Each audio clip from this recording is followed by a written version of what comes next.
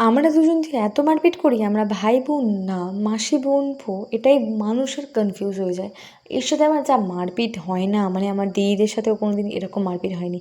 চুপচাপ করে যতটা ইনোসেন্ট লাগছে, ইনোসেন্ট নয়। আমাকে এখন ফোন করতে বলছে একজনকে, সেটা না আমার না বললেই নয়।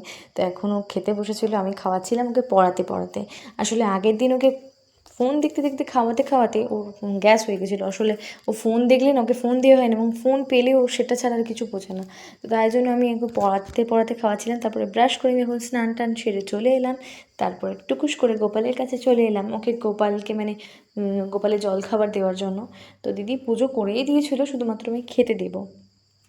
তো তাড়াতাড়ি করে আমি ওর বাটি ফাটি দিয়ে আমি খেতে দিয়ে আমি এখন গাজর নিয়ে চলে এলাম। আসলে আমি এরকম কাঁচা সবজি খেতে ভীষণ ভালোবাসি। এই ভিডিওটা কিন্তু আমি করিনি, ওই চালু করেছিল। আমি তাড়াতাড়ি করে ফোনটা হাত থেকে কেড়ে নিয়েছিলাম।